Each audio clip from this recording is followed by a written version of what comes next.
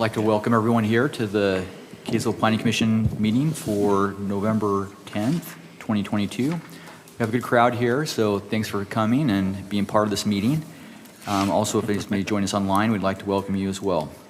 We're going to go for our first agenda item is to approve the minutes for the October 13th, 2022 meeting. So hopefully the commissioners have had a chance to review those minutes. Do we have any suggested changes, or if not, I didn't entertain a motion. I move approval of the October 13th minutes. Second. Okay, so we got a motion to approve and a second. Let's just do a voice vote all together. All in favor, say aye. Aye. It appears to be unanimous. So go on to our next agenda item, preliminary plat subdivision approval for Johnson Farms for David Nilsson for the property at 602 South Angel Street. And we'll turn the time over to the staff for their report. Thank you. All right. As you said, the property is 602 South Angel Street. This was recently rezoned to the R116 PRUD. The property size is 1.66 acres. And currently there is a single family home that is on that site. Here's just an aerial view showing the location of that property. The intent is to subdivide that into 4 different lots with a private street. You can see there's a hammerhead turnaround on there for fire access. Pretty straightforward. The city engineer has reviewed the preliminary plat and recommends approval based on the following condition. Subdivision title needs to be amended to include the term PRUD. Yes, Commissioner Lyon. Will you go back to that hammerhead drawing? That's different than the picture I think I have in my... To this one? Yeah, that, because on the one I have is coming off of Preston. So are you confusing that with the next subdivision? I probably am. We have 2 subdivisions tonight. Hot dog. Oh yeah, there we go. All right, we're good. Okay. So again, the title needs to be changed to include the PRUD. The private road needs to be dedicated to the homeowners association, and the utility signature blocks need to be removed. We don't have those, we don't require those with our subdivision. So we are recommending the Planning Commission forward a recommended approval to the City Council. Okay. Great.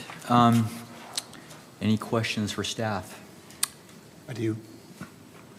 On the final plat, will you have a series of plat notes regarding maintenance of the road, easement, those kinds of things? Yeah. Okay.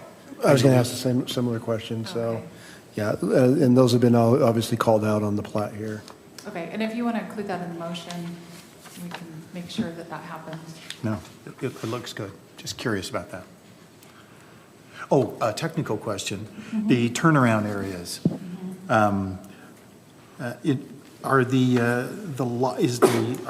Is the street area included in the lot area? Oh, yeah. Square footage of the lot? Square footage of the lot? Yes. I know it is for public roads, it is, I believe. Oh, on the hammerhead, right? This is temporary. Yeah, I'm just looking at the turnaround because I think that's good policy, that I don't think we want to infringe upon the anybody whose lot, those 2 lots that have the turnaround portion on it. I don't think we want to make it so that they lose that area toward the building lot, as long as there's an easement protecting everybody's right to use it and turn around, and specifically for public safety apparatus. Okay, yeah. That's all I had. Just a quick question. I can't quite tell on the drawing, and I'm not quite sure, honestly, if this is the stage where we would worry about it, and it's probably not even within the Planning Commission's purview anyway, or maybe it is. But 2 questions. 1, will there be curb and gutter on that private lane? And then 2, if there is curb and gutter, will it tie into any curb and gutter on the west side of Angel. And if that's the case, then I think it should maybe show that sort of turn radius with sidewalk or something. If Angel has curb and gutter to be put in the future, I think now is the time to require it and, put it on the plat if that's the case. There's curb and gutter on that section, on the road. Pull this up so you can I see drive it quite often. Okay. That's part of the school safety plan to have on that side of the street. So there is curb, gutter, and sidewalk existing on Angel Street already, correct? Correct. So That's- that'll remain in That's part of that place? school safety plan on that west side, because the east side of the road doesn't have it. So they have to have it on the west side so the children can walk to school without having to be bused. Yeah, so that'll remain in place. As far as gutter and sidewalk on the private drive, I mean, the benefit of having it be a private drive is that we don't require those standards. If they don't want to put them in, they do not have to. One more question. I apologize.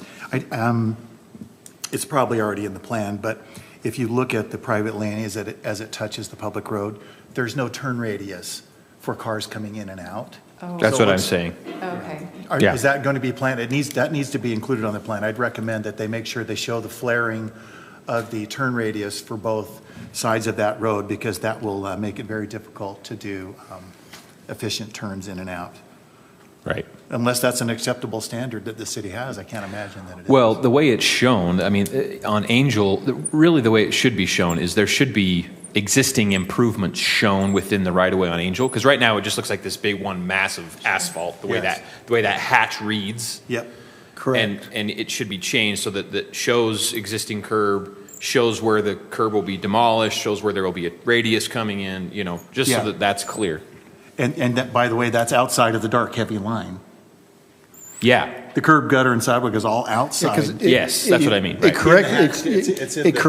correctly shows the width of the right of way, but Yeah. it doesn't show the improvements. Right. That hatch is traditionally either asphalt or concrete, and that's obviously not Yeah. wall-to-wall asphalt and concrete Yes. in the right-of-way. Yes. Yeah. That ought to be shown as a note, I would think. Yep. That looks a bit awkward. But those are all technical, minor stuff, I think, Yeah. in my mind. The rest is acceptable to me, at least. Yeah, and we'll make sure that's all on for the final plat. They do have to submit construction drawings as well before Yeah. we go and record, and the Yeah. city engineer reviews that and makes sure that everything is compliance with standards. And so that would be, if there would need to be a turn radius on that private drive from Angel Street, so. Yeah. we would It look actually, at that. that should actually be on the preliminary, shouldn't it? I mean, the construction drawings is great, but for the preliminary, you really that's where the nitty gritty is. We really ought to be able to see the turn radii and where the curb, gutter, and sidewalk are in the right of way. Correct. If If you it's wanna not too make much that- trouble. If you want to make that as a Yes. condition of the approval. So moved. Okay. I'll make a motion to approve, and pending anybody else having discussion? Is there any other Question? Any other questions? Do we have any questions for the applicant, or? Is that a concern for the applicants? Are the applicants here?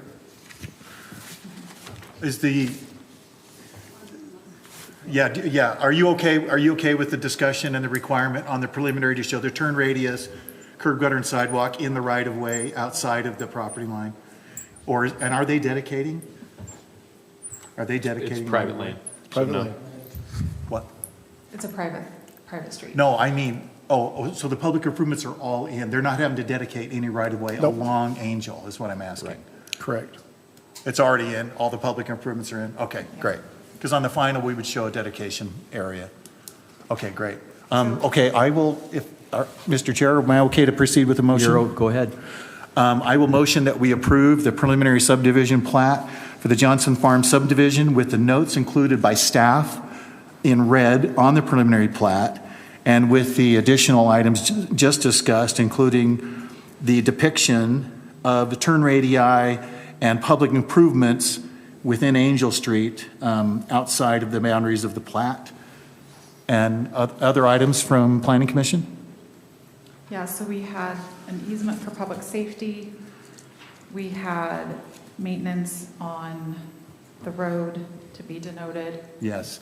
We had the turn radius on the private drive from Angel Street and then to show existing improvements. Yes, and then also that I would add one note as a suggestion, if everyone's okay with this, that that there be a specific note on the final plat, which doesn't come to us, correct?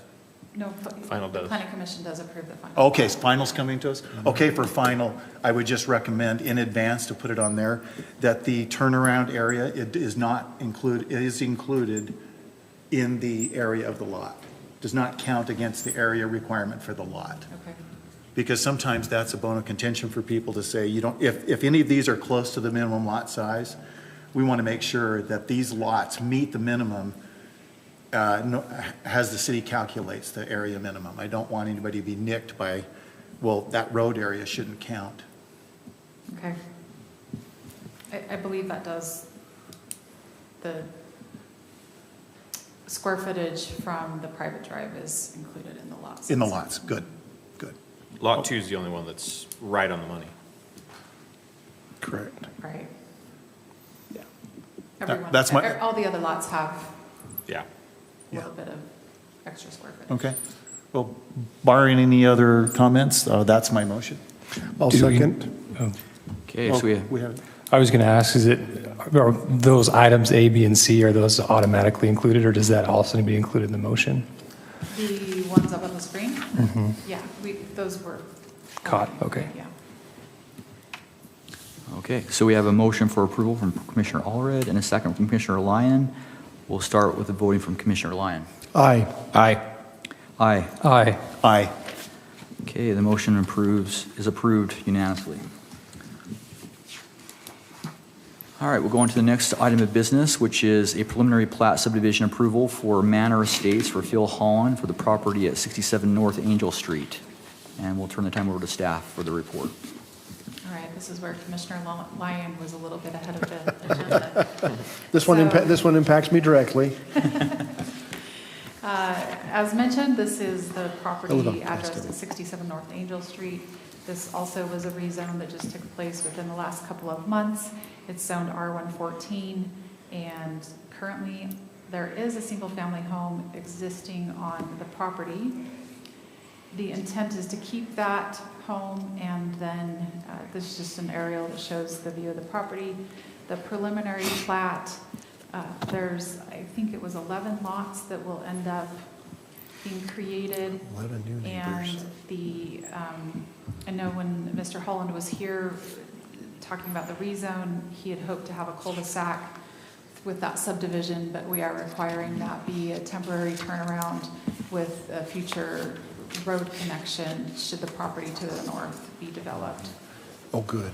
So the, again, this has been reviewed by planning staff and by the city engineer, and they are recommending approval of preliminary plat.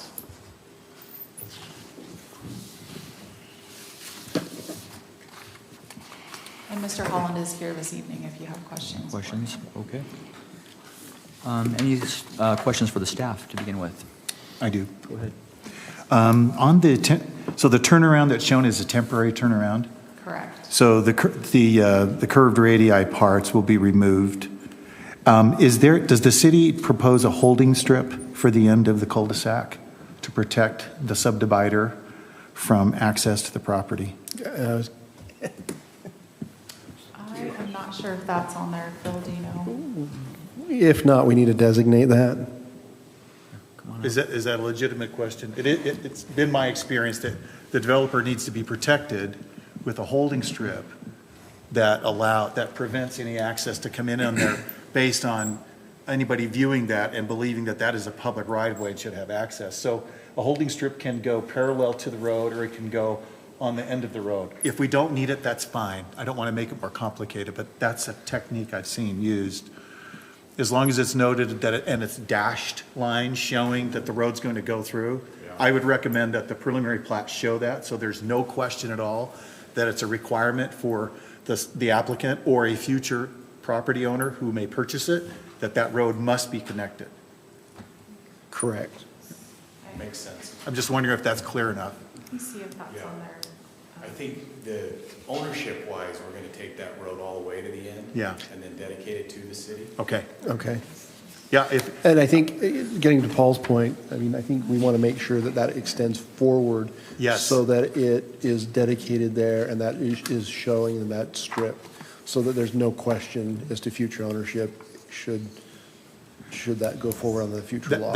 that's an excellent suggestion, to just extend it so that at least a few inches or even a foot of the temporary turnaround touches the property line, then we don't have to worry about that. It's that gap property that I've seen legally challenged before. So anyway, if that's okay, I would recommend that you extend the bulb to touch the edge of the boundary, and with the dash line indicating the road will be, is stubbed for future connection. Yeah, I'm actually not sure if that is something that we have traditionally done here, and my phone a friend is texting me, We can break tradition one could day. ask Dano. And if there's a good reason why engineering or legal doesn't prefer that, that's fine. So, Paul, if I can, let me see if I understand. You're saying, well, this doesn't work. So there's, Just extend this so that it touches. you're saying that there's a future, there's possible dispute about this little piece of land here? Let me pull that up so we can see it a little bit bigger. Because the way it's shown, the magenta line on sheet SP1 shows the property lines going all the way through.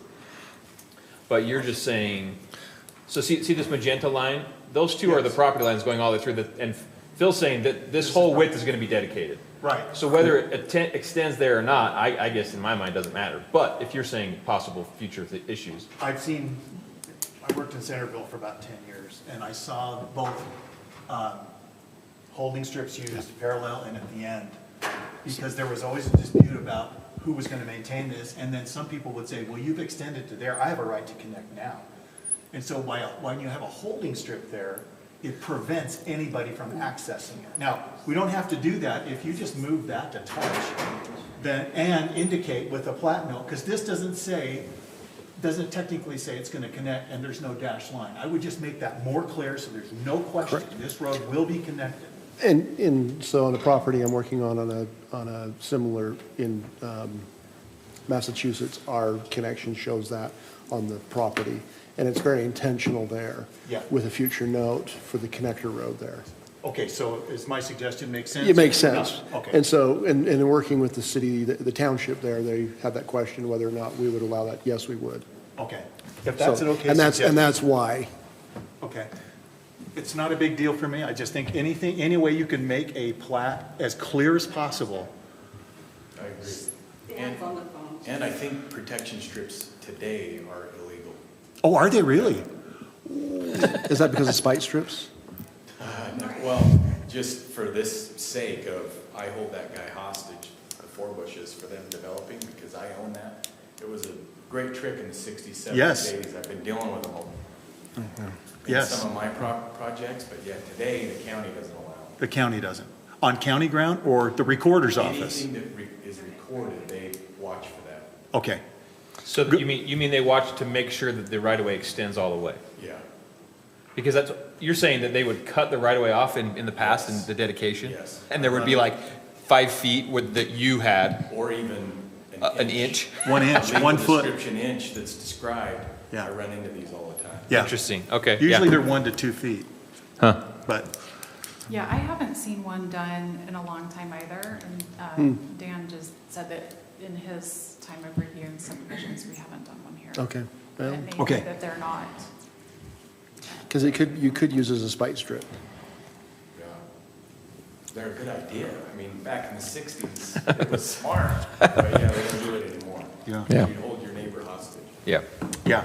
Okay. And that's what I had countless doing times it. when I worked for another city where Amazon will it would get really recycle ugly. So Massachusetts. we had to come up with forms and documents and special way we recorded on there so that both parties knew no one was going to screw anybody else out of a right that they had or demand access without paying their fair share, excuse me, of right-of-way costs. So anyway, so we don't need to extend, but I think we can clarify the the dashed lines and the note, if that's okay. Yeah, I can do that. You're okay with that? Yep. Is that gonna be a problem, Linda, with staff? To just clarify that there would be a connection to the future. I would just strengthen that line show it a dashed line. And I'd even have a final, I would have a dashed line go Oh, okay. like that and saying, future connection. Okay, yeah, we can do Is that.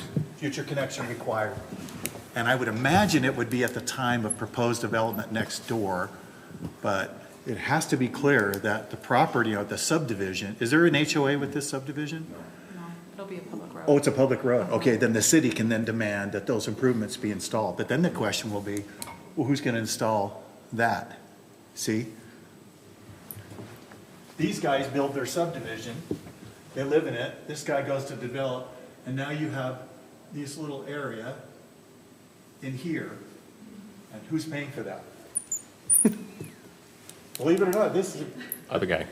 the other guy pays Not for me. it? No, I think, so you're right, and we've asked ourselves these questions internally. I do not want to do this plan in front of you, by the way. I do not want to extend this road to that property line. But since we're here and we have to do it, it's most likely going to be us, I think, as we get further along. Yeah.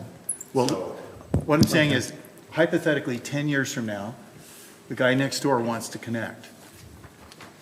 Do these property owners, how do we get these property owners?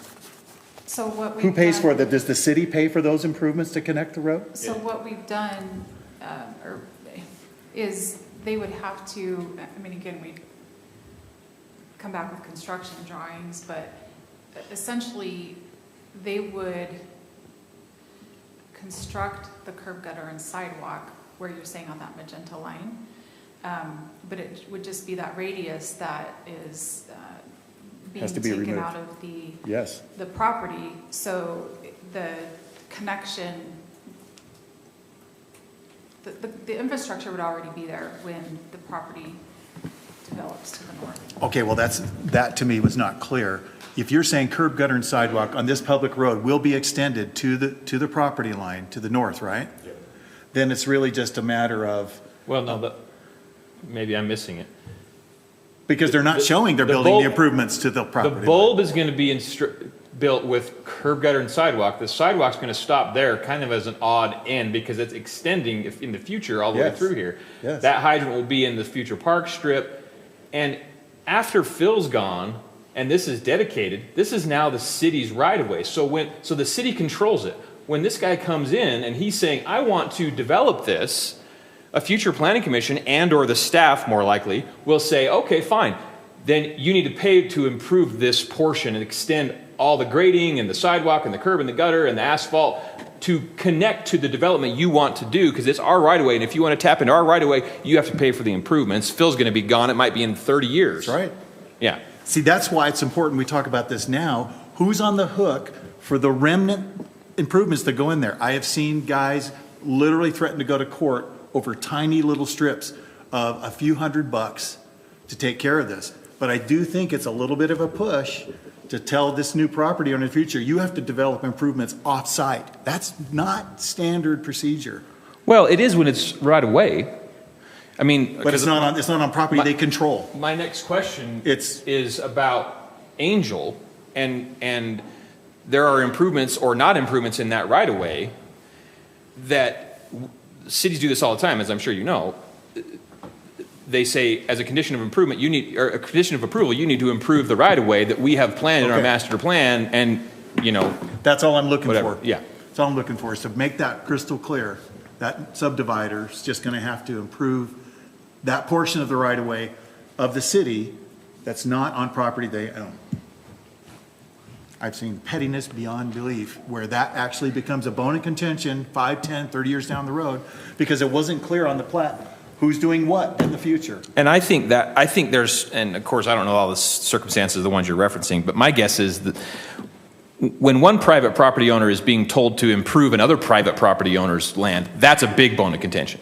But when one private property owner is being told to improve public right-of-way to facilitate connection to the property that they want to develop as a private landowner, and they're looking to the city to connect into, that's a totally different ball of wax. Yeah. Yeah, I guess what I was really saying is it's off-site.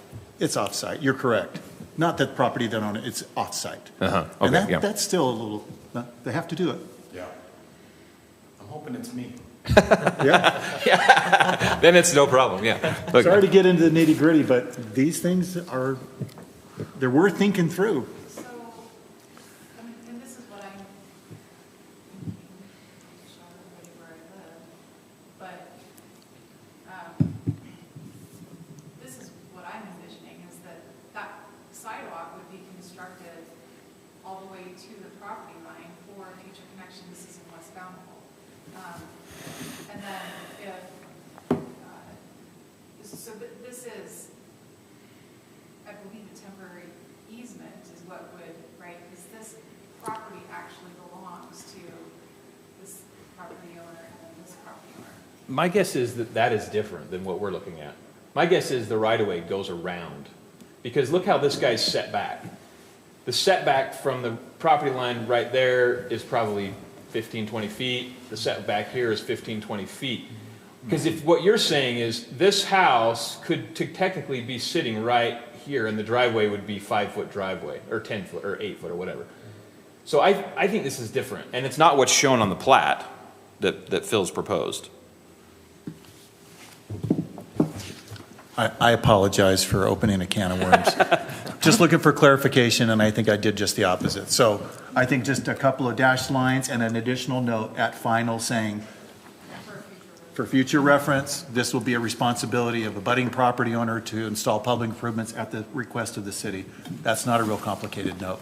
And that takes him off the hook now, and we can leave the cul-de-sac, the temporary cul-de-sac where it is, if he's going to be required to put those improvements extend them all the way to the property line for the curb and gutter and sidewalk, but not the roadway. I mean, I guess it begs the question, oh, you're saying it's a requirement to have the turnaround back here because it's so far away from the right-of-way? I mean, is there a reason we can't stub this? Is there a reason you can't just stub it and put all the improvements in now and do away with this whole discussion? Well, it is saying that the utilities. But the asphalt, the turnaround. I'm saying, do we need the turnaround? Is it a requirement that we have the cul-de-sac instead of stub? It would either have to be a hammerhead or the temporary turnaround. That you answered my question. So it is a requirement to have either a hammerhead or a turnaround? Correct. Because I was on a stub street for 8 years. No turnaround, no nothing. That's why I asked. Was it beyond 150 feet? Oh, yeah, it's about 900 feet, 50 east, which is, Then Kaysville? yeah, it's off Shepherd Lane. You know where Shepherd Lane starts to go down to where the water treatment plant and turn into Sunset? Yeah. Before that new subdivision, which is there now, was built a few years ago, it was just the houses on Shepherd and one street that went south, 50 east. Oh, yeah. I was on that street That's for, where I know you from. Okay. okay, I was on that street for 8 years, and it was just a stub, so people would go down there, not that it was ideal, but we didn't really have a turnaround. I'm glad you said that because that's where I know you from. Okay, we talked, oh, did I irritate you years ago? That was one of the things I did right behind your house. Hopefully it worked out well for you. Well, you did Quail Crossing? No, you're saying. Oh, you did Parkwood? Parkwood. Oh, Parkwood, yeah, Parkwood is behind my neighbor across the street. Yeah, 50 East is that street right there.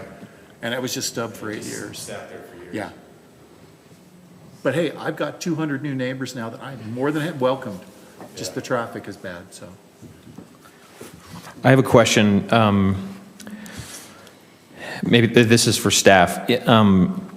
What is the plan for the fully built-out right-of-way on Angel? Do we envision curb gutter and sidewalk on both sides of the street? And if so, I think we should have a discussion about that on this plat for this section of Angel. I don't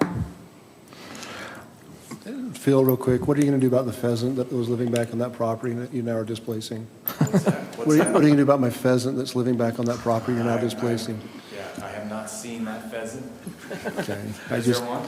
Yeah, he's a nice ringtail. I used to see him every morning. He's now gone. Yeah, we'll leave him there. Okay. I just want to make sure. If he was threatened or endangered, we'd be having a different conversation. I just move him to the north. But yeah, so I'm just wondering,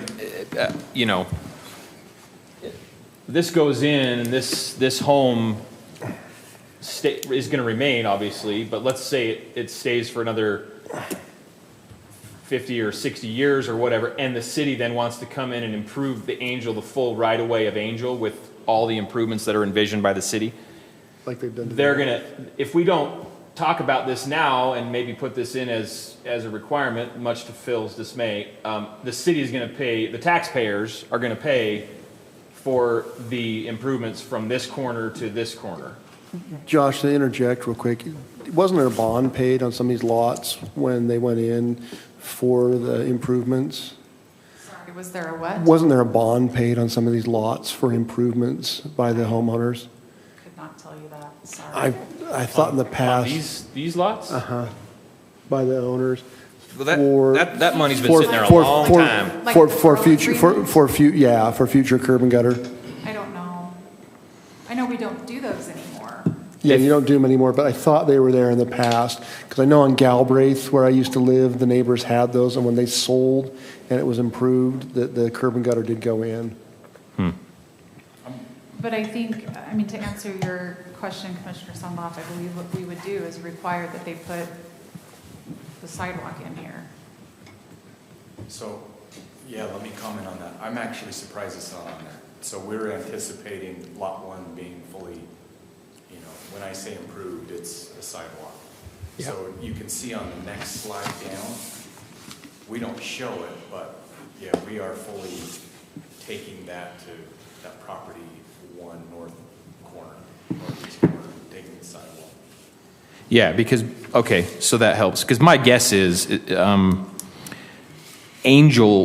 guess is the city is planning, and if they aren't, they should plan curb and gutter, park strips, and sidewalks on both sides of Angel the whole way down. Yeah, as it would develop, we would require that. Yeah. So curb gutter is there, sidewalk's the only thing that is not there. Okay, yeah. And then parcel A, I'm most likely doing something with either the northern neighbor or the southern neighbor. Okay. I have a question about our right-of-way standards. Do we, what is our right-of-way width? Well, I don't need the width. For park strip and sidewalk, do we ever do integrated sidewalk with a curb and skip the park strip? Or what is the width? Can you tell me what's our profile? Is it 5-foot strip and a 4-foot walk? I'd have to look it up, I'm sorry. I think it depends on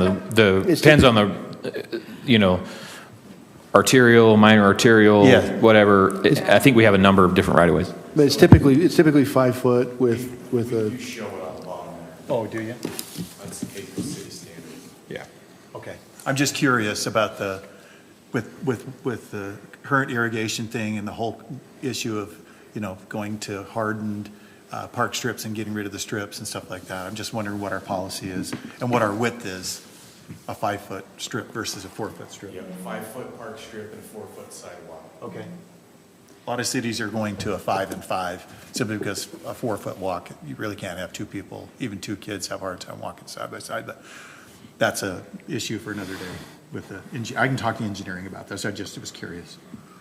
Yeah, we don't have any landscaping requirements. Our preference would be that it would be some type of nice desert scaped in the park strip. Everyone might be curious to know that in Anchorage, Alaska, that gets gargantuan snow every year, they do not do park strips. And because you'd think they would, because traditionally the use of park strips was for putting snow in it, to store snow during the wintertime and allow people to walk. Anchorage goes, nope. Highland's gone the same way. Iowa? Highland? Highland? Yeah, Highland Alpine. Yeah. It's just simply sidewalk, no park strip. Yeah. Holiday is going to more integrated. If you integrate, it's a 6-foot walk instead of a 5 and they're going with now a 4 and a 5 or no and a 5 or a 6 because this issue of park strips is a big deal around the country. And so who knows with climate change, does it snow anymore? Well, looking at New Jersey, so New Jersey's adopted a green scaping, and they've done away with park strips, but they've gone to a greenscape where they have some integrated scaping that comes in on the edges to allow for the drainage to come in. So these are starting to disappear. Yeah, I think the trends are permanently changing to get rid of park strips. They're just, Smart city development kind of stuff. I agree. Yeah. Oh, well. All right. So as of now, the couple conditions I am hearing from the planning commission that you would want to add would be denoting that road would develop or would tie into the property to the north for future development, and that we would show the sidewalk being added in on Angel Street.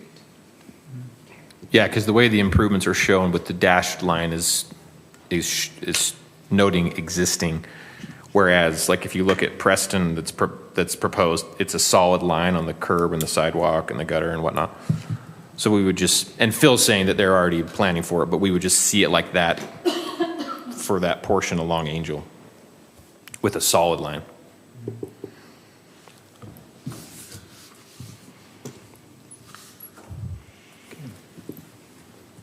Any more discussion?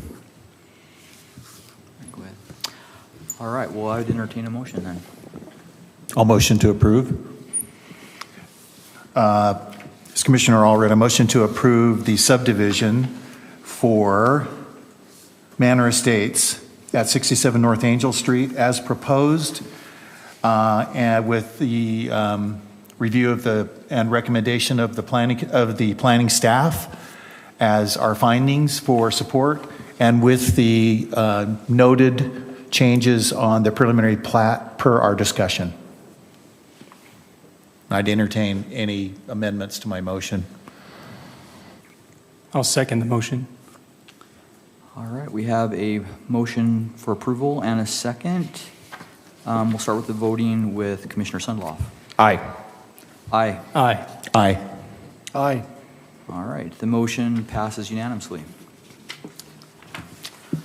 All right, our next item of business is a public hearing for the rezone application from Brian Carling for 97 East Crestwood from R18 Single Family Residential to R16 Single Family Residential. We'll turn the time over to staff. All right. This is a property located on the corner of Crestwood, and I believe that is Fairfield. Is that right? 0.34 acre, and the applicant is requesting it be rezoned from R18 to R16.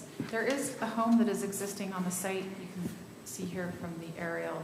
The intent would be to add an additional home that then would front Crestwood, I believe, to meet that frontage.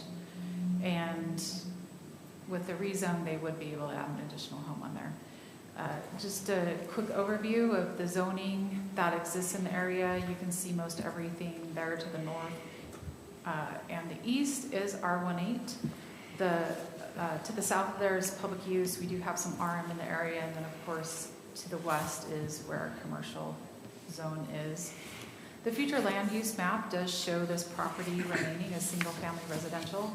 R16 is considered single family residential, so the future land use map supports this. A couple differences between the two zones. Obviously, the required square footage for R16 is 6,000 square feet versus the 8,000 square feet. With the rezone, they would be allowed to have the two single-family dwellings on the site. As it stands right now, they could only fit one. There is a 5-foot difference between the two minimum lot widths, and the front setback is the same. Side setbacks, you have 5 feet in the R16 versus the 8 in the existing zone. And then the rear setback and the building height are the same for both zones. So they did submit a proposed concept that is shown here that just denotes that home that exists there staying, and then the building envelope on the property that would be on the south part of that parcel. Staff is recommending that the Planning Commission forward a recommendation of approval for this rezone, and the applicant is here this evening if there's any questions you have for him, or if there's any questions for me. Okay, we'll start with questions for the staff. I have one. Is there a requirement on which way they face this house? It looks like from the geometry of the property, it would make more sense to face the front of the house to that way, but Or I'm houses. just curious. I don't have a problem. Yeah. Or houses, there could be two. Yeah. And I know I mentioned. Oh, is there a plan to take the existing house down and put up 2 new ones? Well, I don't know what the plan is. I'm just Yeah. saying the zone that we would be considering says 2 single Yes. families allowed on R1. Right, so this whole property has a carrying capacity of 2 per the R16 zone, correct? Two total. The 2 total. existing one and one additional. And 1 new one, so we're adding 1 new lot if the council approves Oh, I this. see. Yes. Okay, I was confused. Okay, good. Okay, I'm glad you That asked, helps though. me. Yep. No, good clarification, so I would actually be fine with 3 total, but okay. I don't care, it's just interesting, it's on a pretty busy road, Crestwood, and so facing that house, is that east to the right? Yeah. So as long as the frontage is there, they could Yeah. have it Yeah. come off of Fair. Yeah, I think they should have flexibility, but anyway, just curious. Go ahead. So my name's Brian Carling, I'm the applicant. We did buy the property, and the building to the west is quite a large garage. We did talk with Dan Jessup, and we talked about all of the different options as well as Ensign Engineering. Just to give you some background on this, the reason that we're here, and this is only for a rezone application, we bought the property just the day of Labor Day, and we bought it, and it was presented as a .37 acre lot, which is above 16,000 square feet. When we did our survey, because we needed to know about some things, this home is 98 years old. That was, I believe, before Fairfield was there, and Crestwood was called Cemetery Road. So the world being round, everyone flat pieces of paper, it ends up overlapping. This is the one that got overlapped on. So it's actually, we found out, was .34 acres. So to be compliant with anything new that would be future proposed, we have to apply for what our goal is, to go with the R16, because R18, this will not comply. Now, the existing home is non-compliant, non-conforming, no matter what we do. Right. It's too close, and yes, it does face south, but from what I was told by staff, Dan specifically, he says that the direction that the front is considered is not really material to what really matters. Now, the existing home, it does enter to the south, but we would probably go to building department and try to make it look appealing when like new siding is put on, so that it actually flows better to that north.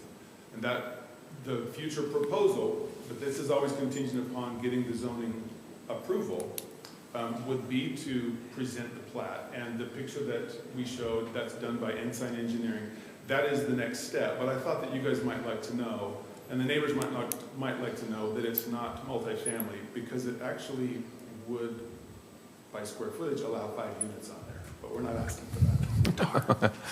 There would be a lot more people in here if you were. Well, and just so that you know, the person that is helping to make this a future home is here, and it's my son Jason, and he and his wife Kat, Jason and Kat Carlin, they will be living in that home. That is the plan. So hopefully that clarifies a couple of things. We want to especially keep that big catalpa tree that's on the southeast corner. Yeah. It's kind of a stately tree.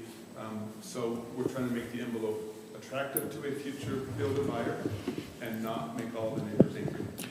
Can I just explain? Let's just have you stay for, are there any other questions for that? Yeah, let me just explain why I asked the question.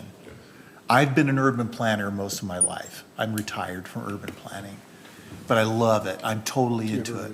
So I ask a lot of questions because I'm curious how it relates to my experience.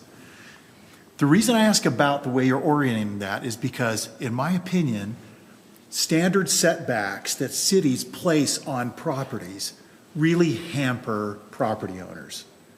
And because that lot is a little pinched this way and not that way, if you wanted to face it that way, I think the city should make it so that that could happen. Most cities won't allow flexibility. It's a standard 25, 10, 10, and 20.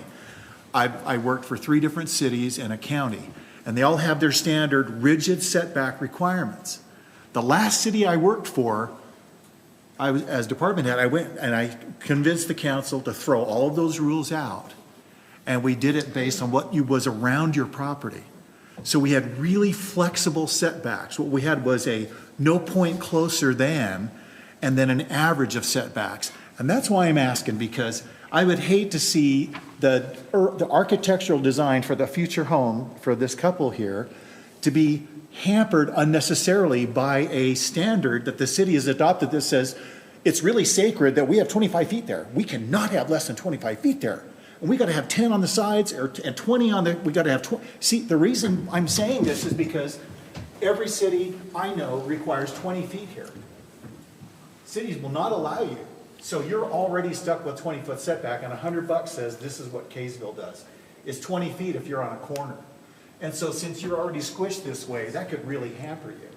So that's why I asked the question, and I'm an advocate for more flexibility in all zones in terms of how buildings are laid out based on what is in context around it. So that's my curiosity question. And just to clarify, my son is gonna live in the existing. Oh, okay. So we don't know what we're doing with the next one.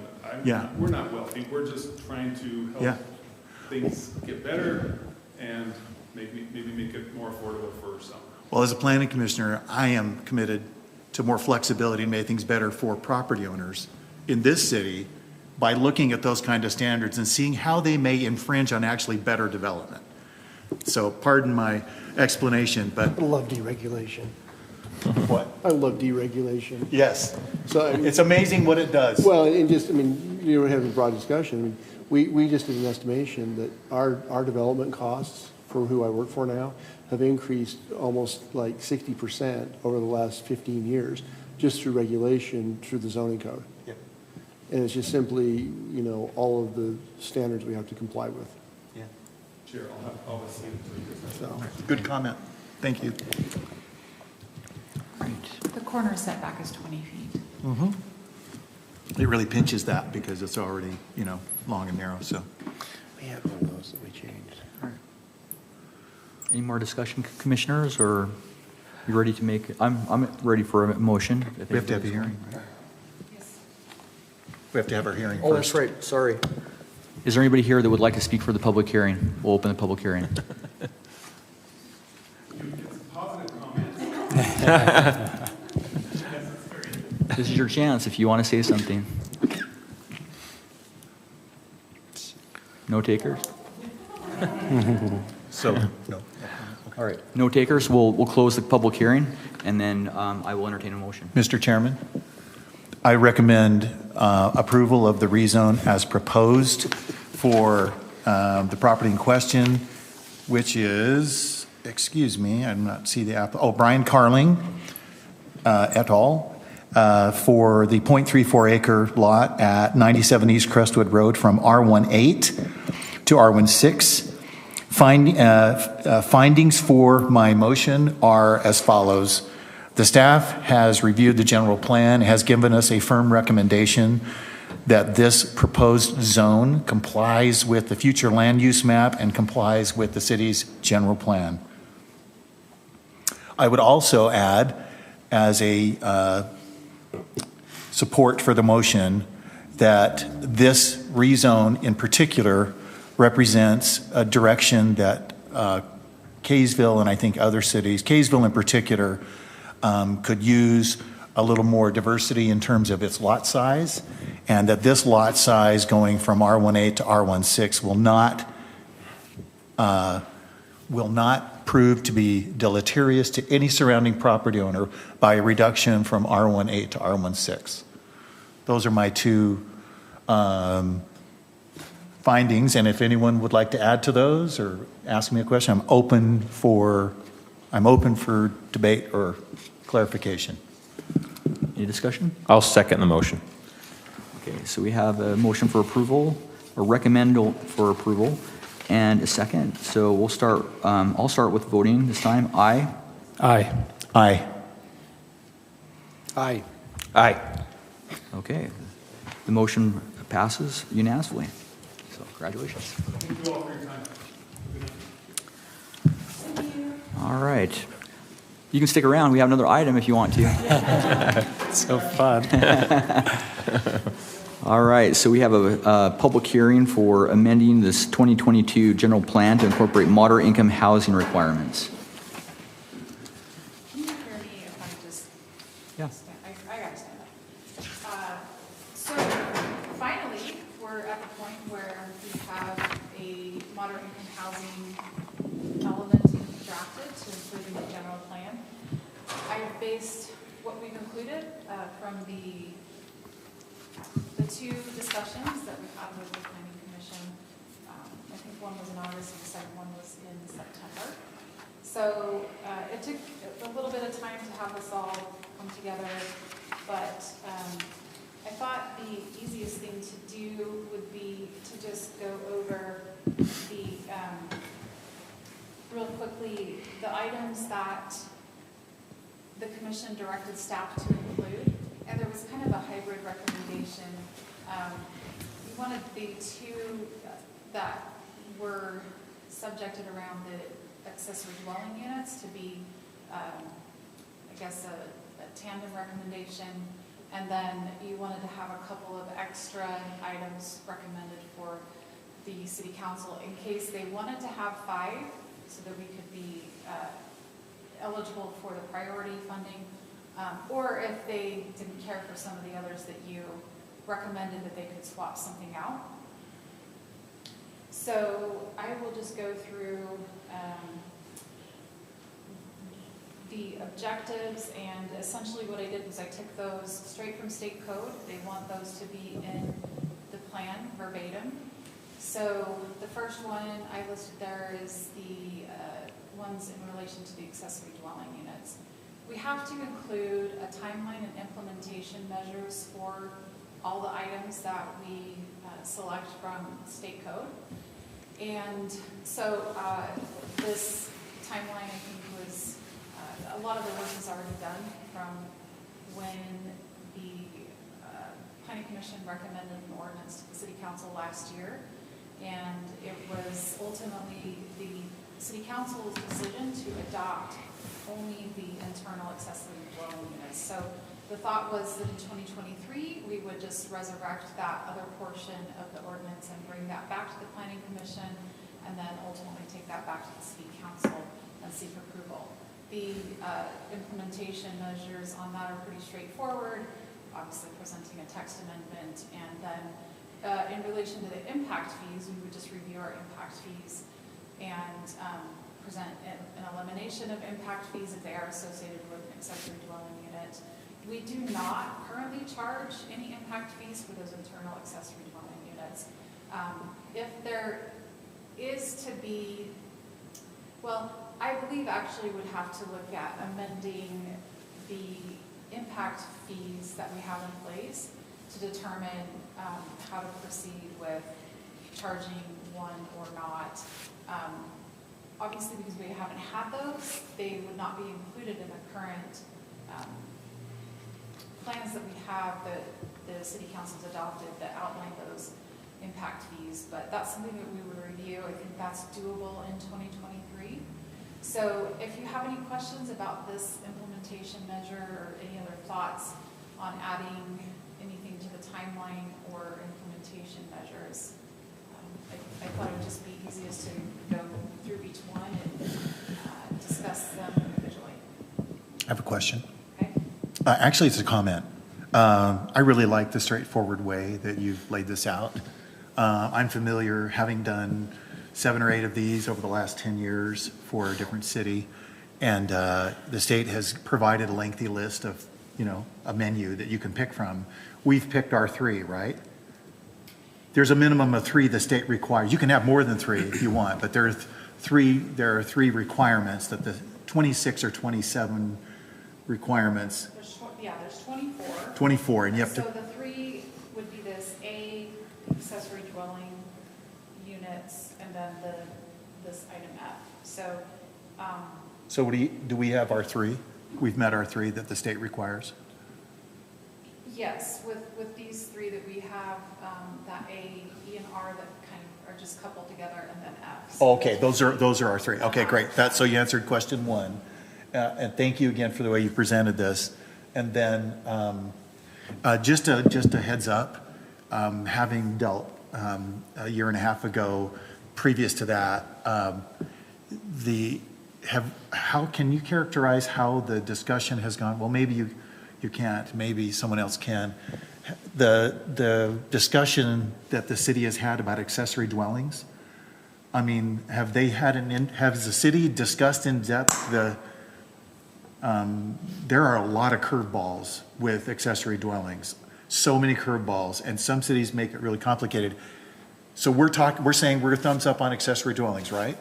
For internal accessory dwellings. Internal. Yeah. And we're going to add accessory, detached. That, if the council chooses to do that, yes. And that's the proposal, correct? Correct. I could not support that more. I really think both internal and accessory dwellings are so critical to provide housing opportunities.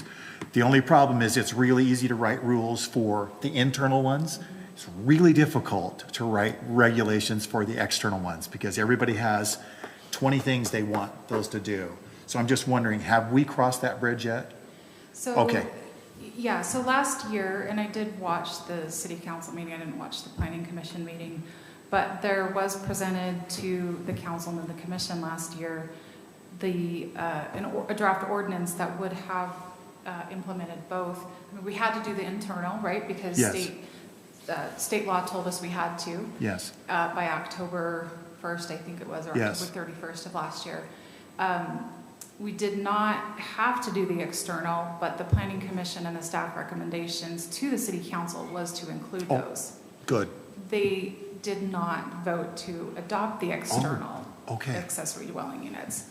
So the sentiment that was discussed in the City Council meeting at that time was, we're not really sure how this is going to impact our neighborhoods. Let's just kind of give this a little bit of time to see how the internal ones impact neighborhoods, and then look to the future to looking at those detached or the external ADUs. Okay, so that is still not a yes. Correct. Okay. Just offering my assistance, and anytime in the future, council, planning commission staff, if anybody wants some just pro bono free volunteer assistance on the detached ones, I'd be happy to sit down and kind of talk about lots of curveballs. And I'm not sure how it was crafted before, but we already have regulations for detached structures, yeah. and it would make sense to just keep those same regulations, but then just allow the opportunity for either a second story that could be a loft type of a accessory dwelling, or to just, instead of having your detached garage, it just becomes your single level living of some type of a studio or yeah. a 1 or 2 bedroom apartment. I guarantee you that there are about 8 or 10 more of those things. Well, what about architecture? What about parking? Do they have to have their own parking? Do they have to, can they park on the street? What about addressing? Or can the utilities be separate? So with detached accessory dwellings, it's a lot more complicated. And I'm happy to talk about my experience with another city if that helps. If not, I'll just comment when it comes. Sure. I don't know if there's a lot of cities that have actually adopted. No, there's only a few that have adopted for detached. Detached, yeah. Because they are a really complicated animal. It doesn't seem like they should be, but they are. Yeah. And we've had some internal discussions too about the impact fees. It's easy to say we won't charge them for those internal accessory dwelling units, but I do think it's a different story for those detached. Yeah. And it would be interesting to hear what the council's discussion on this would be. Yeah. But essentially you are adding density and new services to a neighborhood, and You just identified another one. Isn't this a de facto rezone? If I'm playing devil's advocate, I'm a neighbor. You've just rezoned the property next door to me by adding a family. See, it's these kinds of things that will come up. Another one is, and I'll stop here, but another one is, oh, okay, well now you're running a business.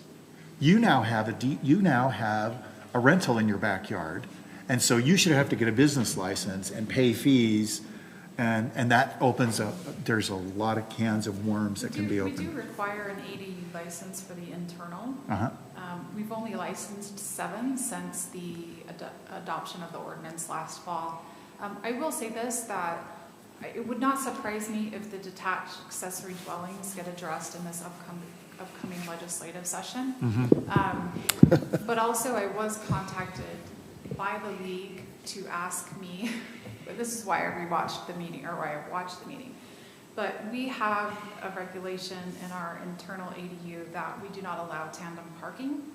And there has been from. Can you tell, what is your definition of tandem parking? Well, if you count your required parking for the ADU, we would not allow, our code states we would not allow 2 spots to be located directly behind the garage, because you'd have to move the car, and the discussion was that people aren't going to do that, they're just going to park in the street, and we don't want people parking on the street. So there are developers that now are coming to the league and saying, cities, they're being just, obstinate to too difficult. internal ADUs by having this tandem, Yep.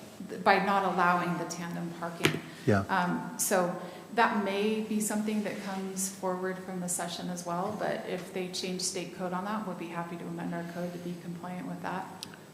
All right. Well, I've said enough. I will just finish by saying I'm glad that you have touched on issues that are going to be germane to that issue, but I really hope that Kaysville and other cities, I'm just praying that they will absolutely look at detached accessory dwellings as an opportunity and not as and look at it as an opportunity and not as a detriment to their communities. It's just a great way to add density without adding infrastructure. Well, and going through, endless processes, including, because twin homes are allowed as a conditional use in every single one of our single family. I mean, anybody could go in and renovate their home to have a second half and do a twin home. So yeah. That possibility already exists based on the code that we have in place. Okay. It'd be, I think, more difficult and costly and limiting, but of those opportunities. But Especially building costs. Thank you. any other questions on this one? So just one quick clarification. Where we have, I'm going to call it the AERF requirements, AERF. the ER? Hey, I know something about that. Can you share? Yeah. Okay. And then the JN, do those, I think the answer is probably yes, but we had the discussion about, I think it was 3 and then 5 would get you priority funding or qualify you for priority funding. Was it 3 or 5 that got you to that level? 3 is required, 5 would give us priority. Like we would get maybe bonus points on a funding application. So I guess this is probably just kind of a rhetorical question. The and or wouldn't take the 5 off the table. In other words, I want to make sure that we have 5 in there so that if we want to try to get priority funding from Wasatch Front or whatever, they can look at it and say, yep, they've got 5 there, so they qualify to get priority funding. And when Josh is done, I want to piggyback. So. Sorry, what was that? You're just throwing a second to that. Okay. So, yeah, I mean, what's the need for the and or, I guess, is that answers my question. That was just my understanding of the direction that the Planning Commission gave to staff when we had our last discussion. So I may have misunderstood that, but. I mean, what I remember from that discussion was that we recommended 5, but we wanted to give them options about which 5 that they would have the 4 core, but the extra 1 would be their option, which one they wanted to take. Yeah. Because partly, and then maybe this is crystallizing in my mind as I'm working through this, but and or is notoriously ambiguous, and lawyers fight over and or all the time. And if I'm a lawyer I don't think this would happen, but if I were a lawyer or if I were a bureaucrat, for some reason I got a burr up my butt and I didn't want to give priority funding, which doesn't seem likely, but let's say that was the case, I could look at this and say, AERF or JN. So it's either 4 or it's 2. It's not 4 or 6. Does that make sense? Yeah, so the and or was honestly just for discussion. Okay. To just get through discussion from the, to get to a recommendation. So. Okay. But then So when we adopt the plan, that and or would be gone, and it would either be 3 or 4 if they want to do the impact fee with the accessory dwelling, or there would be 5, or heck, I don't. Whatever. We could do 6 total. Yeah. But that and or would be eliminated, and it would just be, here's the one, the 3, 4, 5, or 6 that we're selecting. yeah, so my suggestion would be we just take the and or off. And I see what you were doing with the and between the E and the R. I would just say take that and off at that point. Go A, E, R, F, J, and N. That's how I would say it. Then it's clear that we are shooting for all 5 of these goals. Okay. And I was just going to comment as we're looking at this, I mean, looking out nationally, this is not something that is, I guess for Utah, this is a weird, strange animal. But as I'm looking zoning in every other state, Washington, Massachusetts, New Jersey, Pennsylvania, Georgia, these are all in their codes. And these are all there from the state on down through. This is not something that is, that is very unfamiliar. And when I'm doing these rezones on these properties, on the conversions that we're working through, we have to comply, and we actually get bonus points in the rezones on these. So this is actually, for a developer, this is actually a bonus in going in and actually for rezones. So this is in some of that deregulation. I mean, you look at it and you're like, oh my gosh, this is a regulatory nightmare. In some ways, when you have a really good product coming online that is kind of a good useful, especially when it's like a moderate income housing product, this actually is a very big help for a developer coming into the city. And so I think there's actually some benefit to this that is unseen outside the state that we haven't talked about. And I think this is really a good thing in a lot of ways, but it is used almost in every other state to enhance or to bring in product that is not currently on the market, and to enhance the product that is out there, and to get some innovation in the market. Just an interesting comment. I spent a couple of days last week at some meetings with the Utah City and County Management meetings, and the League of Cities has done a lot of research trying to get data and actual facts to go have discussion points with the state legislators. And right now, or as of the last couple of weeks, the housing shortage within the state is identified as about 30,000 housing units. There's 90,000 housing units that are entitled within the state. So we're doing our jobs as cities, but the entitlement process is definitely faster than the construction process. And with what's taken place the last couple of years, obviously got really complicated, but it was interesting information to know that there's 3 times as many entitled dwelling units within the state as there is a shortage. And to kind of piggyback on your comment, we see in the industry I'm in, I mean, we see that also, but the problem we're running into is labor and material costs. We're delayed on a bunch of our projects simply because we can't find the labor, or we're delayed because we can't get materials. Well, Westgate Phase 3 and 4 has asked us not to record. I mean, right, it gets complicated. So they may seek an extension for those final plats, but all that to just say the modern income housing is a very complicated issue. And it's interesting going through this process. I was very intentional with some of the language that I added into the code, because I do want readers to know, I want the public to know that we are being told we have to do this by the state. And so I'm using regulatory requirements, mandates, because I think it does need to be communicated to the public that this is something we have to do, whether we want to or not. But also, I think we do want to be, I mean, more or less, for lack of a better term, but the good soldier. We're being told to do this, and we want to be in line with that.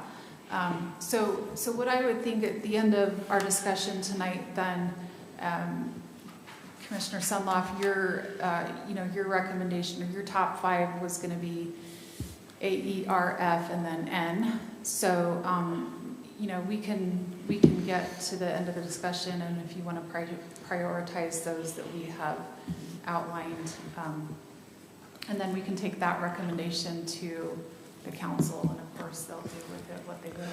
And Melinda, I just sent you a presentation website that I got from the league zoning or the league planning meetings that I went to on the affordable housing. Which one was it? It's a mortgage assistance program for employees in municipality, and it's very innovative. It's representative, from up in Ogden. Yeah, they just. What's his name? I'll come back to it. Waldrip, yeah. Representative Waldrip, and he's partnering with cities with that. I think if you look at that one for N, the Rocky Mountain Housing Assistance Fund that he's running, he's partnered with Ogden, all of the cities, counties, school districts on that. That is probably his program would fit with N, and there's I think it would fit within it's a proactive market approach that would be very well received, I think, in the city. It would help with city employee retention, and it would also, if you were to work with a school district, would help with your school district employee retention. So I think looking at that, I just texted you the website, but that for N would be, I would say, a slam dunk. They're working up and down statewide now. They started with a pilot program in Ogden.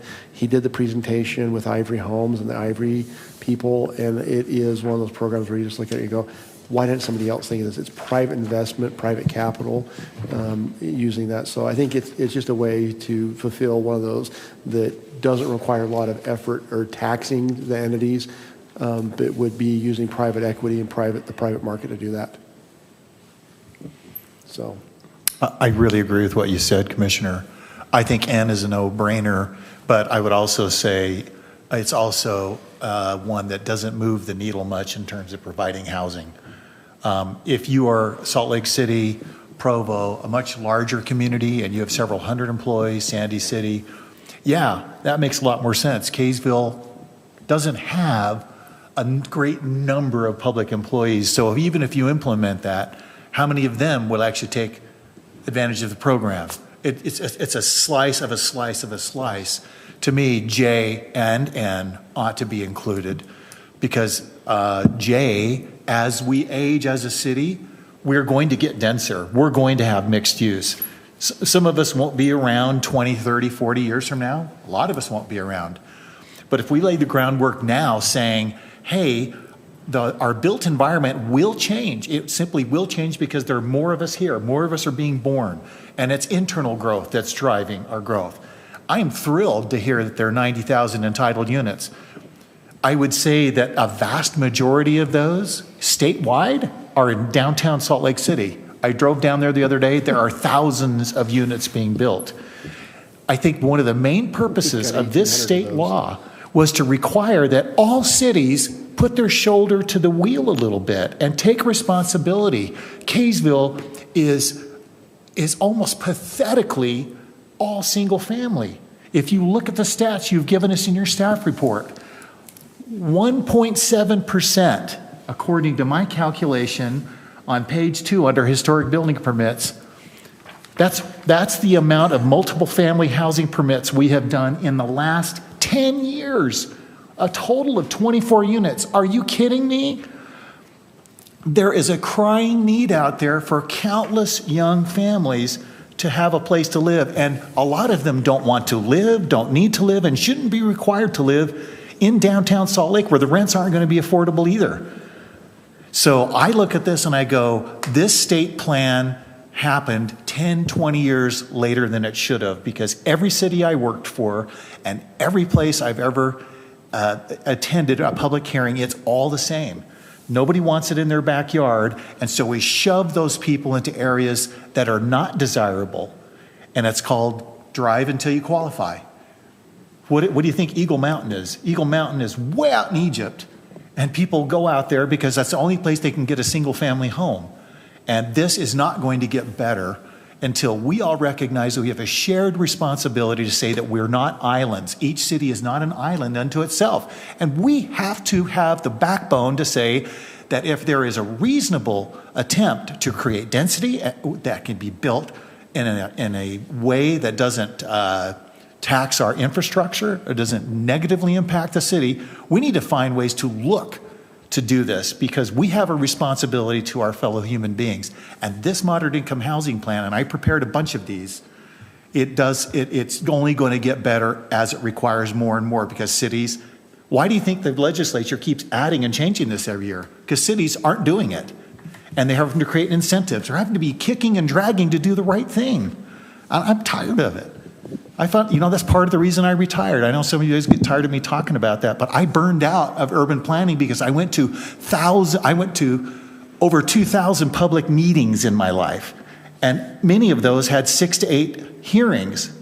I've been to probably, 6,000, 7,000 public hearings in my life, and any of them that dealt with rezones and housing, it was the same thing for 30-something years. I wish I could plug what I saw and felt into your heart so that you could go, you know what? That's just not right. And I was a renter once upon a time. And I remember, I wrote this in an article for Utah IPA, but I wrote an article that said, when I was a college student, I was working, I was living, and I wasn't really accepted in my local LDS ward. Oh, you're a renter. Oh. And yet we were the ones providing services, working in the grocery stores and providing services and entertainment on campus. Renters but they're just not accepted. They're personas non grata in the communities where they live. But what they provide is extremely important. And then when I went to work for San Jose City, my first employer, I didn't own a home. And I would start to go to public hearings and hear what people thought of me as a renter. They used the most derogatory language. We don't want them kind, and they're going to have divorcees and prostitutes, and they would literally say that, they would say that in public. We don't want people of color. Now, okay, late 80s and 90s, but I heard this up until about 2000 or even later. The disgusting, prejudicial, biased comments against people who have a right to have a roof over their head. And I was one of them. And so until I finally bought my first house in 1989, when I was 27 years old, did I feel like a human being. Because I could go to church with people who didn't look down their nose at me because I was a renter. And it was really an insult for me as an employee. I'm like, I felt like an illegal alien because I didn't own a single family house. Well, you know what? It was a lot easier to pay $81,000 for my first house in Midvale in 1989. Now you look at what it requires a young couple to get into a home, and it is incredibly daunting. So I'll get off my soapbox, but I've been dying to say this to you guys, to say, I, for one, am going to do this as long as I have breath, and that is I'm going to stand up and say, we need to do more to be more inclusive, to look for ways to include housing in our neighborhoods without thinking it's the end of the world. And we have to do our responsibility as a city. And from what I can see, this city has not done what it should do. And we have been way, way, way out of line. And we got to change that. Maybe it doesn't start with us. Maybe it starts with our city council. But I'm telling you, I'm ashamed. I'm ashamed of these numbers. And I've lived here. And I have come to planning commission councils in the past, and I've gotten a big middle finger. I'll be honest with you. 25 years ago when I first moved in, I went to public hearings, and I would say, hey, let me help you, show you how we can do this better, make the developer money, add some density. And I got nothing but rejection until Nika Roundy and Lorene Kamalu pulled me aside and said, hey. And I literally took them to Holiday and showed them cool things that we were doing. I tutored these guys about what urban planning was all about, because we haven't done it well here in Kaysville. We didn't even have a city planner until, 10 years ago? 10, 12 years ago. Our first urban planner was Scott Messel. He was our first planner, I believe. The city manager, John Thacker, was our city planner until about 2000, 2005. So, Scott all was right. the first one, yeah. What? Scott was the first one. Yeah. Yeah. And Scott, I know, got run out here and he's doing well down south, but, you know, I used to talk to Scott. It was daunting for him to be the first planner. I was the first planner in Centerville. You guys realize that? I was the first community development director in Centerville. That was 1993. Huh? You were there then? Anyway, I appreciate you just letting me speak and saying that, but I really think there's more that we can do. I support the staff, I support our council in doing the right things, but this isn't going to get any better until everybody puts an oar in the water and says, our city can do better. We should be at the top of the list of the chickens. You know, we need to do the right thing, and we can do better, so I hope we will. And this plan I like, and I like the way you presented it, so thank you.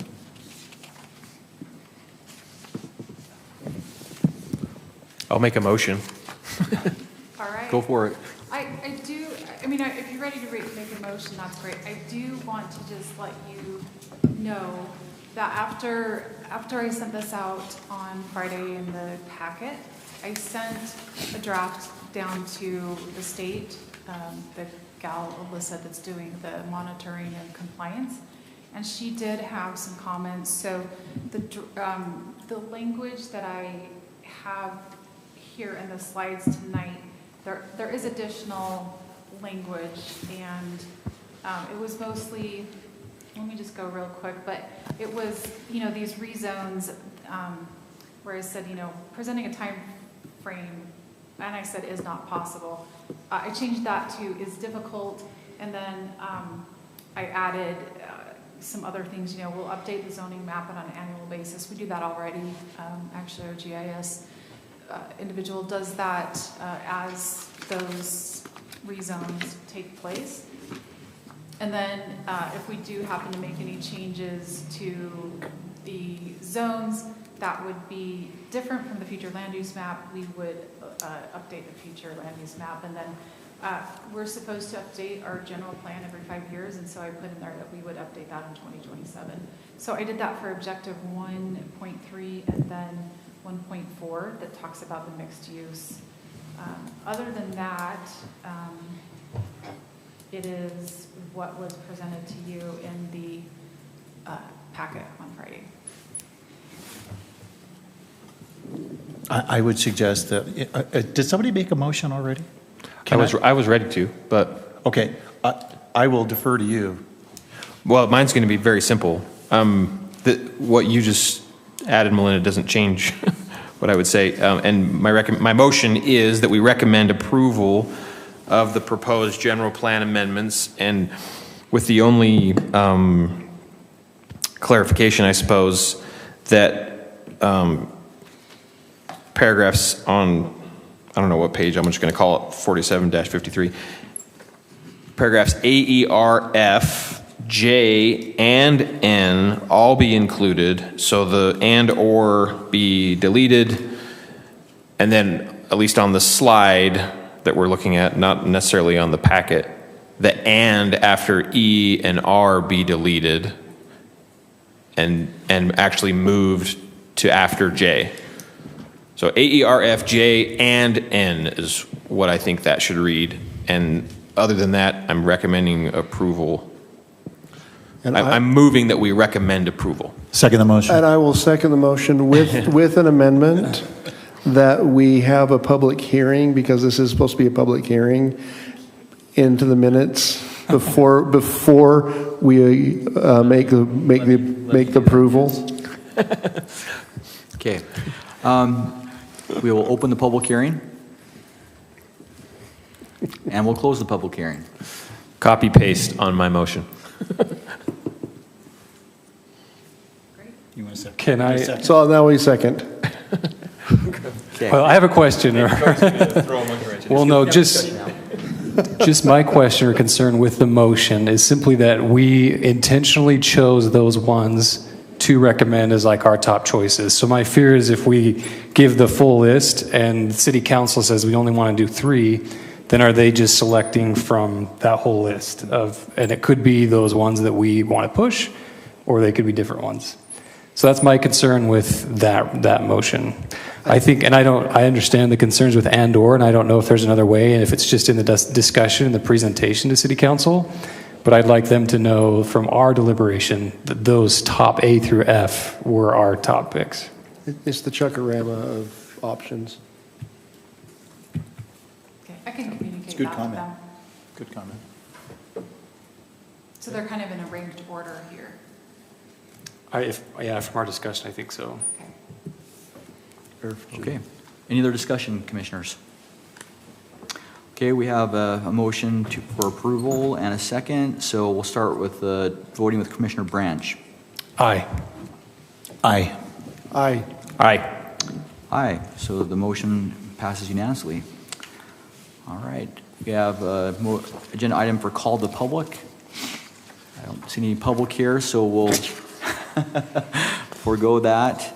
And we'll go to other matters of business, reports, correspondence, and calendar. So we'll turn over to staff. I think the only thing I wanted to report, I did send to you all earlier today, the staff packet that we had sent to the two appellants for the Weston Rid conditional use permit and to the administrative law judge. Mr. Bateman said he would get a written opinion to us within the next week. There's no one in the state I would rather have tell me I am wrong if we are wrong than him. If we are wrong, we'll certainly live and learn and do better going forward. Based on the outcome of that appeal, we will either send Mr. Rid's appeal on for Mr. Bateman's consideration, or that will be a moot appeal. So at this point, just a few things that are coming up.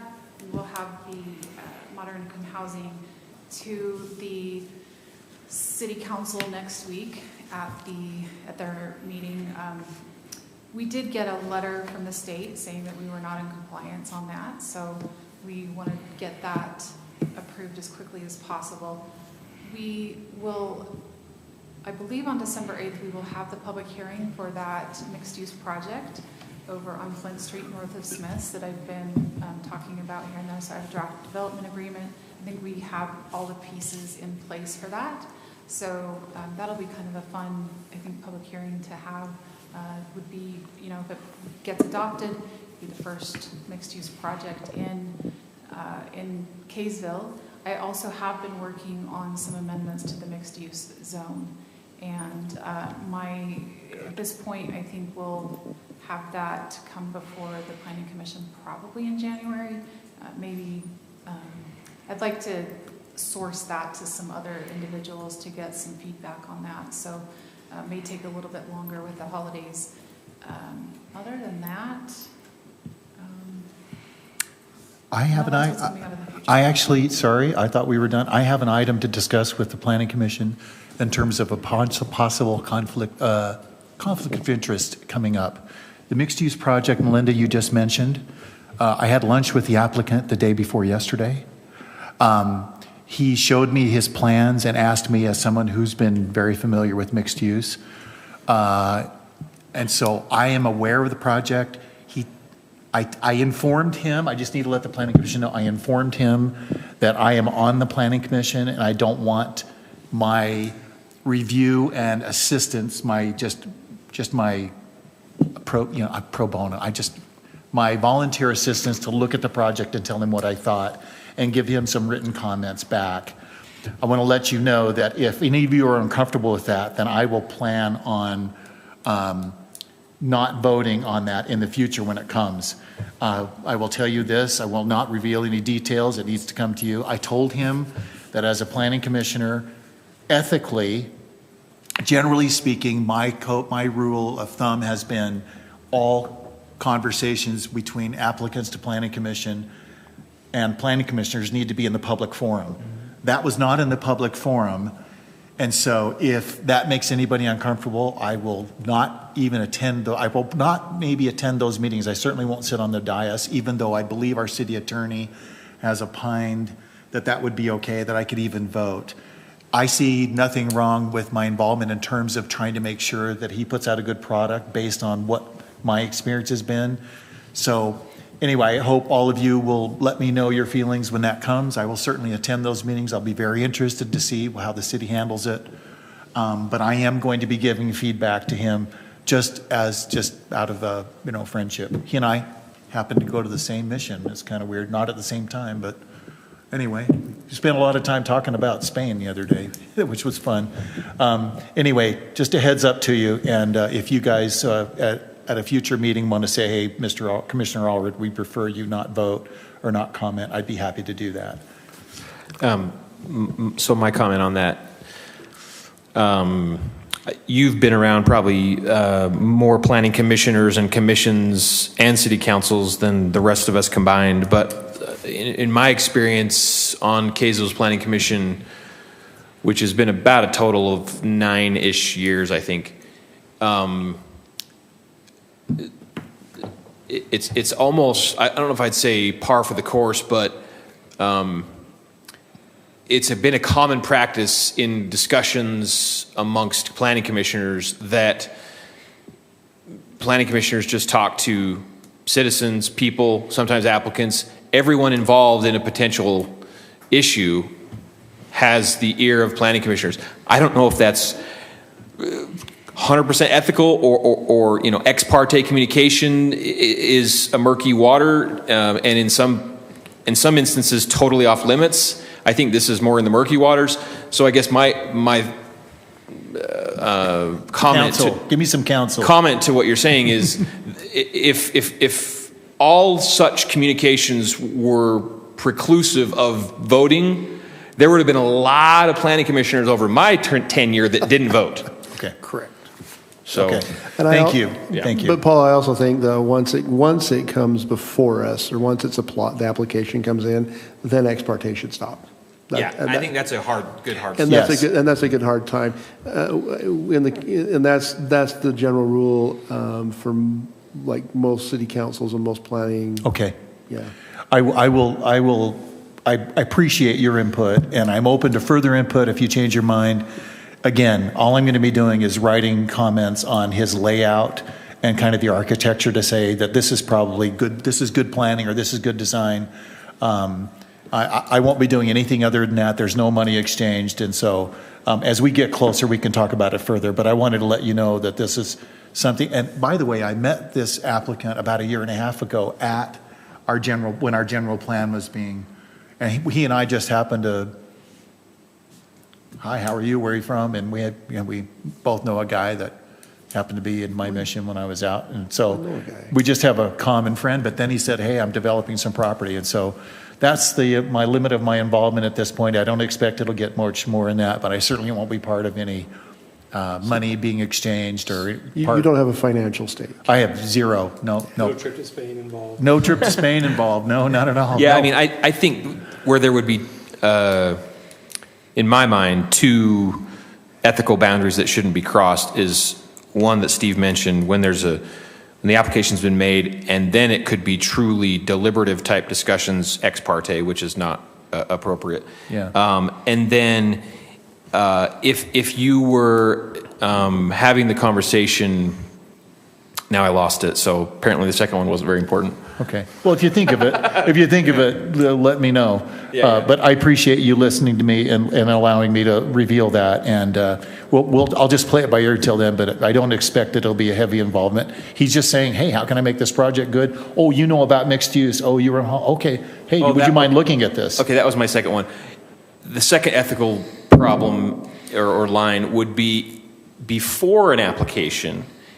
If you were only having the conversation with an applicant and then a bunch of neighbors got in your ear and you said, no, I don't want to talk to you, I can't talk to you, and you were giving disparate treatment, and then that comes to light, that's not going to look good. And aside from the fact that it doesn't have good optics, it's just not, I think it would probably be in violation of some state statute of there is an ethical code even in state law for municipal officials. Yes. It probably would run afoul of that. Yeah. But where you're at now, like I said, I think it's far afield from running afoul of any particular state code or what have you, or even just, general ethical code.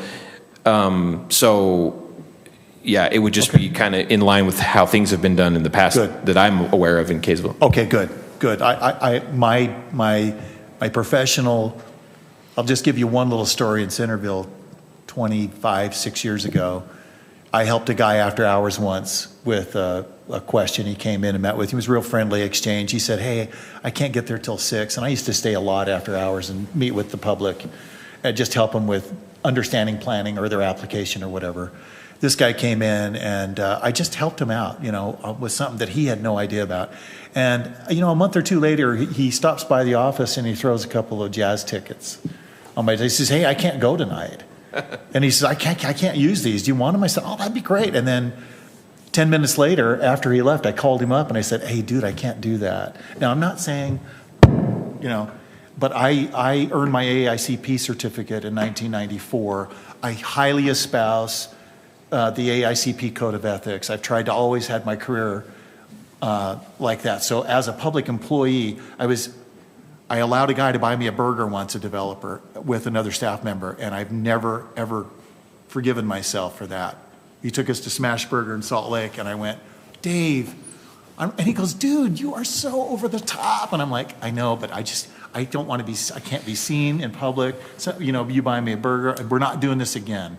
So anyway, I am try to be above the highest ethical you can, but I just wanted to reveal that and not trying to be the last Boy Scout here. But thanks for your input, and I'll just use my best judgment since there, and I may or may not vote, but I'll certainly bring it up at the time if I'm here. Okay. Yeah, no, thank you for declaring that. We appreciate that. Any other matters of business we need to come before the commission? Okay, I'd be entertain a motion for adjournment. So moved. Thank you. We are adjourned.